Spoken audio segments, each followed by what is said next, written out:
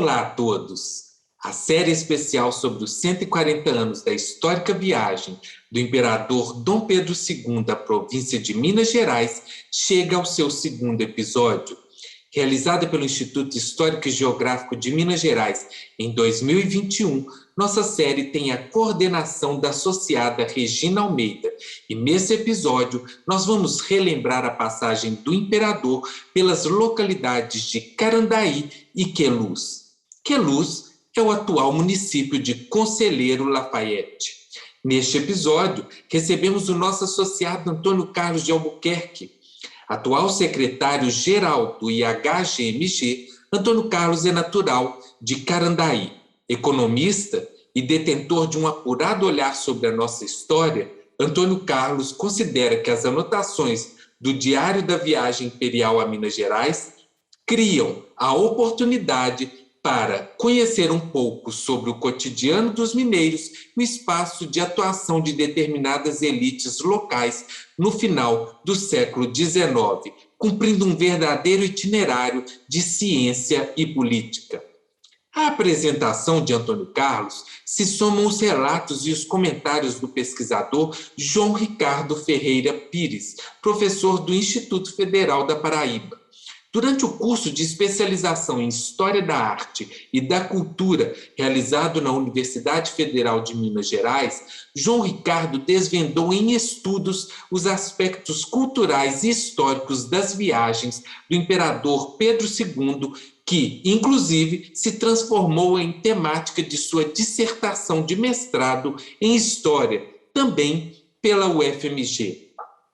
Voltemos no tempo, apoiados pelos registros bibliográficos memoriais, com olhares críticos e atentos à nossa história.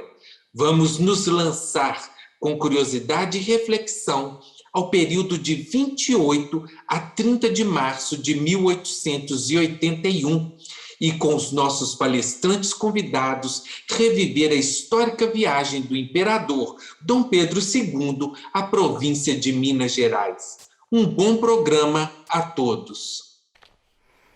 Senhoras e senhores, a viagem a Minas Gerais fazia parte do empenho maior do imperador Dom Pedro II em construir uma sociedade fundada da ciência e dos desenvolvimentos técnicos correlatos que dela adviriam, bem como manter sua posição política do país.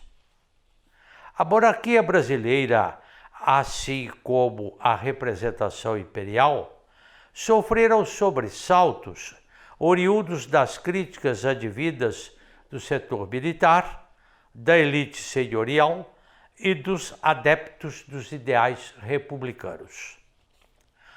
A década de 1870 inicia-se com o Gabinete Rio Branco, responsável por uma série de reformas, a mais importante sendo a Lei do Ventre Livre, que representou a última tentativa dentro da elite imperial para transformar o império e abrir-se para uma sociedade não escravista e um sistema político e social que abarcasse novos grupos. A partir de 1875, as discussões sobre uma reforma eleitoral que tornasse a eleição direta. Acreditava-se que, assim, o processo eleitoral seria livre, sem fraudes e representaria a expressão da maioria. Tais discussões vão resultar na Lei Saraiva, aprovada no início de 1881, alguns meses antes da viagem do imperador a Minas. A viagem a Minas Gerais. A viagem imperial começa no dia 26 de março de 1881, um sábado. Às 6 horas da manhã parte o trem especial da Estrada de Ferro Dom Pedro II, da estação de São Cristóvão. Na aurora do dia 28 de março, A comitiva partiu de Barbacena na direção de Ouro Preto. A partir desse ponto, a imperatriz, sua dama de companhia e respectivas criadas foram de liteiras, veículo sem rodas preso a 2 animais. O imperador e os outros participantes da comitiva foram ora de cavalo, ora de burros. Seguiam o caminho do ramal férreo em construção da estrada de ferro Dom Pedro II. Dom Pedro II fará no diário, ao longo de toda a viagem, várias observações sobre as estradas de ferro já construídas e as em construção. Entre Barbacena e o sítio do coronel Gentil José de Castro, da localidade do Rincão, já nos limites da vila de Carandaí, onde pernoitariam, os comentários não são muito positivos. A estrada parece ter sido mal estudada e mal feita, que pude ver passando. O viaduto da Boa Vista, ao sair de Barbacena, tem a cabeça do lado oposto e está rachado. Há aterros consideráveis. Com o coronel, um dos sócios e responsáveis pela construção dessa parte da estrada de ferro Dom Pedro II, o imperador conversará sobre a criação de gado do coronel e sobre o melhor caminho para a estrada de ferro. Depois de jantar, Dom Pedro II, acompanhado de Gentil e do engenheiro Eubanque da Câmara, fazem um passeio no alto de um monte próximo, de onde se avista todo o sítio do coronel, denominado Rincão. No outro dia, continuam na direção de Carandaí, que dista 6 quilômetros do sítio Rincão. A fazenda do Rincão, a despeito do meu esforço, não foi possível ser fotografada na região de Carandaí atual, em vista da pandemia que não nos deu trégua. Mas a região do Rincão atual veio a ser um bonito espaço de lavouras dos produtores que lá residem, e a fazenda existe um pouco reformada, mas está de pé e seu proprietário reside em Petrópolis. O coronel Gentil José de Castro era grande fazendeiro mineiro, que será um dos financiadores do movimento de tentativa de restauração monárquica durante a primeira década republicana. Acaba em 1897, assassinado por influência de republicanos exaltados que o ligavam ao financiamento de Canudos. O assassinato do coronel Gentil tornou-se um livro escrito por Afonso Celso de Assis Figueiredo Júnior, que era natural de Ouro Preto, filho do Visconde de Ouro Preto, último presidente do Conselho de Ministros do Império e um dos membros fundadores da Academia Brasileira de Letras. Pois bem, continuando a trajetória da viagem imperial. Do sítio do Rincão, a comitiva continua na direção de Carandaí, que dista 6 quilômetros do referido sítio, passam por Carandaí, onde Dom Pedro II anota no diário a existência de 2 boticas, uma igreja e bastante casas. A estação de Carandaí foi inaugurada em 1881. A cidade começou com uma igreja e 2 sobrados laterais, construídos pelo barão de Santa Cecília, que ali se fixara com seus escravos. O povoado começou a desenvolver-se realmente em 1881, quando foi atingido pelos trilhos da estrada de ferro que deveriam chegar até Ouro Preto, então capital da província. Durante 8 anos que se gastaram na construção de um pontilhão, ficou sendo no município o ponto final da ferrovia.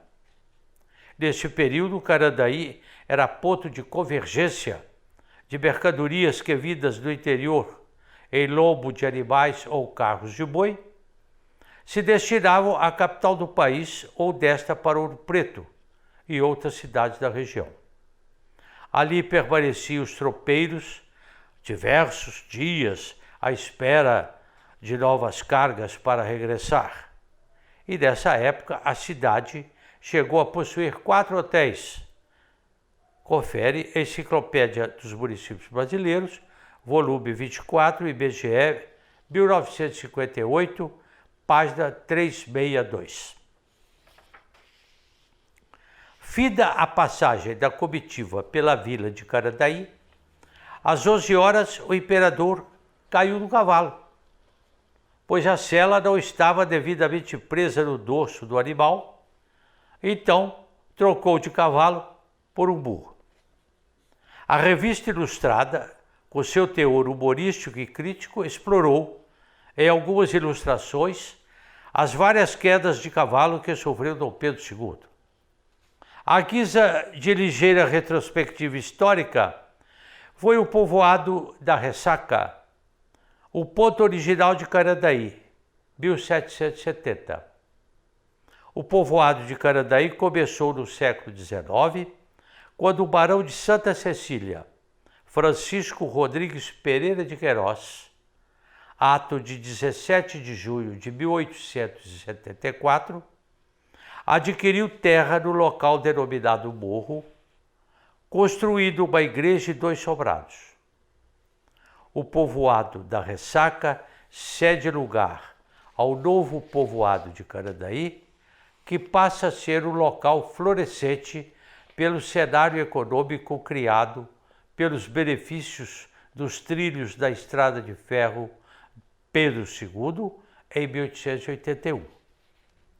O município é emancipado de Barbacena em 27 de abril de 1924 e a judicatura teve início em 1º de janeiro de 1939 pelo juiz municipal Dr. Oswaldo José Brita, designado pelo governador Benedito Valadares, em 19 de dezembro de 1938, pai do atual presidente do Instituto Histórico e Geográfico de Minas Gerais, Dr. Luiz Carlos Abrita.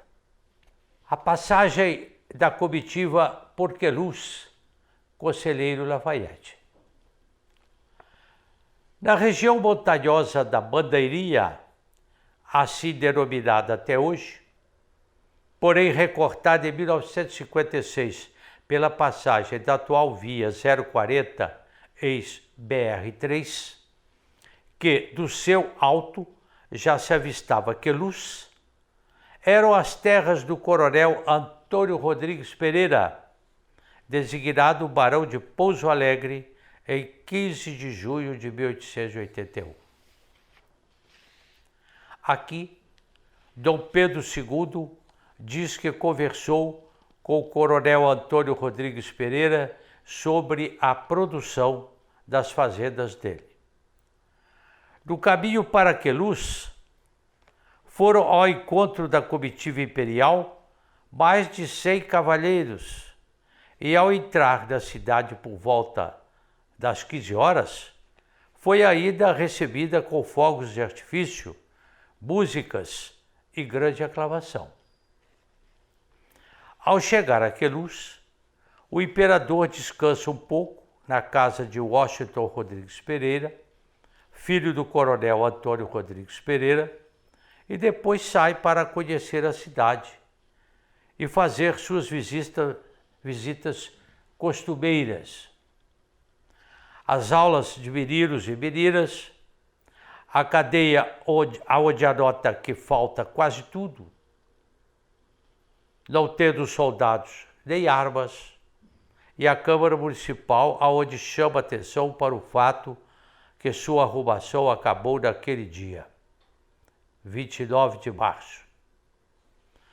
Em 1883, falece o coronel Antônio Rodrigues Pereira, pai de Lafayette Rodrigues Pereira, que empresta o seu nome definitivo à cidade de Conselheiro Lafayette.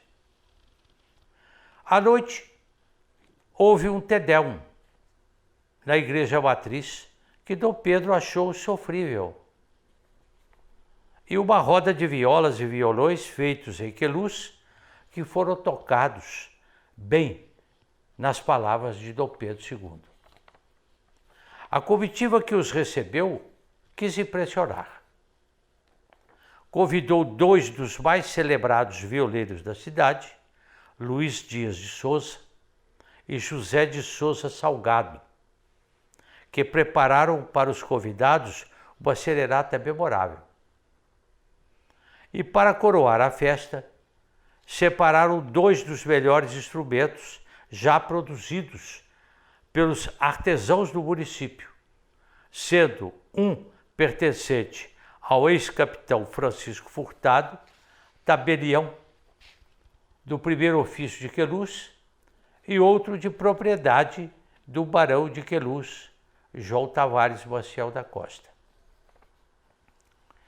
Procuro resgatar reportagem do jornal O Tempo, em 3 de maio de 2021, que lança mais luz sobre a roda de violas e violões para a apreciação do imperador na sua visita a Queluz em 1881. Os anfitriões foram bem recebidos em seu objetivo, tanto que Dom Pedro II não deixou de registrar aquele encontro em seu diário de viagens e deu atenção especial às violas, descrevendo traços do instrumento com detalhes. O imperador tinha o hábito de registrar todos os acontecimentos das suas passagens, e quando ele escreveu sobre os violeiros, aproveitou para fazer algumas anotações sobre uma viola que era feita com embutidos, termo usado por ele para se referir ao trabalho de marchetaria. Isso mostra como o instrumento despertou a curiosidade do imperador, relata Max Rosa, que é músico, colecionador e luthier, especializado na produção de violões e cordas de aço. Ele reforça que, até hoje, a passagem de Dom Pedro II é recordada com orgulho pelos habitantes de Conselheiro Lafayette. Foi algo que marcou a cidade. Conta-se até que o imperador gostou tanto do instrumento que chegou a encomendar alguns para a sua própria corte. Para mim, essa foi uma redescoberta muito importante e eu nunca imaginaria que depois de 15 anos de pesquisa eu encontraria a mais importante das violas, relata Max Rosa entusiasticamente. Finalmente, nos resta concluir a nossa participação, baseado também no trabalho brilhante do professor João Ricardo Ferreira Pires, mineiro, atualmente no Instituto Federal da Paraíba, Campus Cajazeiras.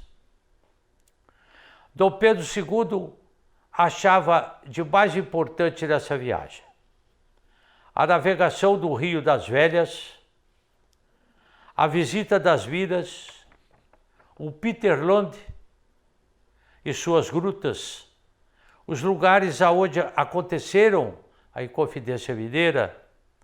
A viagem pode ser pensada, então, como uma estratégia de reconhecimento e fixação de um poder sobre o território ainda desconhecido, calcada em entrelaçamento de política e ciência enquanto desenvolvimento técnico. Em 2007, eu defendi uma dissertação que analisava a política e a ciência na viagem do imperador Dom Pedro II a Minas em 1881. Essa mesma viagem que estamos comemorando 140 anos. Eu vou apontar 3 ou 4 coisas que eu considero importantes. Tá? Primeiro, a questão dos diários de viagem de Dom Pedro II. Dom Pedro II escreveu mais de 40 diários. Eu analisei o diário da viagem a Minas, usei ele como fonte, mas não apenas como fonte. E aí eu devo muito a Eliana, a orientação, por ter me chamado a atenção para a riqueza do diário de viagem como fonte e como objeto de pesquisa. Então eu uso o diário de Dom Pedro nos 2 sentidos, no sentido para informação histórica e também eu quero entender em qual categoria de diários de viagem se enquadra o diário de Dom Pedro. Então eu construo no meu capítulo 3 uma certa genealogia dos diários de viagem e em quais são, em qual momento, quais características se enquadra a escrita de viagem de Dom Pedro II. E aí temos um caminho de pesquisa muito grande ainda que pode ser desbravado, né? que é a questão das viagens do imperador, dos diários de viagem. Né? Os diários de viagem já são fontes usadas na historiografia já com uma certa tradição, mas há muita coisa ainda para ser feita e percebida. Né? Então, um segundo ponto que eu gostaria de chamar a atenção é a questão do meu segundo capítulo, onde eu narro a viagem, né? Eu conto detalhadamente, dia após dia da viagem, usando como fonte o diário e usando também como contraste as informações que eu levantei na imprensa que cobriu essa viagem, tanto a imprensa mineira quanto a imprensa da capital. Né? Então, essa coisa da escrita, já que eu estou tratando de uma escrita de viagem, eu também faço uma viagem pela escrita, faço um esforço para narrar a viagem. É o meu segundo capítulo. Um outro ponto que diz respeito ao primeiro capítulo é que, para além de contar a viagem, para além de tentar analisar a escrita de viagem, eu também tentei fazer uma certa teoria dos viajantes ou da viagem, em qual ponto a viagem de Dom Pedro se enquadra, né? Assim, quais outros viajantes formaram o olhar viajante de Dom Pedro? Que tipo de viajante ele seria e ele foi formado por quais? Né? Aí é meio hipotético, eu lanço uma certa hipótese, a aproximação de algumas práticas viajeiras de Dom Pedro, por exemplo, as viagens aristocráticas, os grandes tours aristocráticos, as viagens administrativas. Então, há ainda um espaço grande para ser pesquisado, para descobrir que tipo de viajante era Dom Pedro, né, II. Né? Então, e é importante também, um quarto ponto, seria a questão do contexto, né? O contexto de crítica ao regime de crise do Império e a viagem como uma estratégia espacial de poder. Né? Eu desenvolvo isso, essa é uma hipótese minha lançada, eu acho que dá para sustentar ela diante do contexto nacional e mineiro da época. Né? E agora, para finalizar, eu gostaria de chamar a atenção para a importância da comemoração, né? De os 140 anos dessa viagem, para a gente pensar o que ela significou em Minas, o que ela significou para o próprio Dom Pedro, né? Me interessa historicamente a figura de Dom Pedro, não é à toa que eu fiz essa dissertação sobre ele, tá? Mas me interessa também a história mineira da época, assim, né? Que tipo de circulação de poder, de política, de cultura, quais foram as expectativas criadas pela população, pela visita de Dom Pedro, qual a expectativa do próprio Dom Pedro. Isso tudo é um campo que pode ser explorado. Eu comecei na minha dissertação, mas há espaço para muito mais, e é nesse sentido que eu estou querendo dizer aqui para vocês, não apenas que o trabalho eu fiz boas análises, não é isso, não estou querendo me autocongratular, mas eu estou querendo chamar a atenção para coisas que podem ser exploradas, podemos fazer muito mais, né? Então, a questão, por exemplo, da Escola de Minas de Ouro Preto, para mim é muito claro, a partir da leitura do diário, de que um interesse muito forte de Dom Pedro é ver o andamento do projeto da Escola de Minas. Ele convive com Gorsex nessa viagem, em todo o período que ele está na região central, Ouro Preto, ele está com Gorsex, né? Então, assim, eu acho que ver esse projeto tão novo de educação, uma educação experimental, laboratorial e ligada à indústria, né, mineradora, voltada para, então, uma educação tecnológica, podemos dizer assim, que é algo muito novo no Brasil nesse momento, e tem o apoio de Dom Pedro. Eu acho que ele vai um pouco para ver isso também. Chama a atenção, realça os interesses científicos muito ligados às ciências naturais, à biologia, à geologia. Ele tem muitos comentários a respeito da geologia, do clima, da astronomia, da biologia. Então, tudo isso eu acho muito interessante no diário, na personalidade de Dom Pedro, e pode ser mais explorado, né? As comemorações, elas têm um caráter que é importante, um caráter de marca na memória, né? De trazer para a memória presente um elemento importante do passado, né? Mas elas também têm um dever, devíamos ter um dever de inaugurar novas reflexões sobre aquele passado, tá? E o que eu queria com a minha dissertação, e o que eu queria falando nesse vídeo, nesse filme, é um pouco isso, assim, dizer que há muito mais ainda para ser feito sobre a história de Minas desse período, sobre Dom Pedro, sobre os diários, e eu queria fomentar essa pesquisa, tá? Gostaria de agradecer ao Instituto Histórico, na pessoa do Antônio Carlos, e espero ter contribuído de alguma forma para essas comemorações.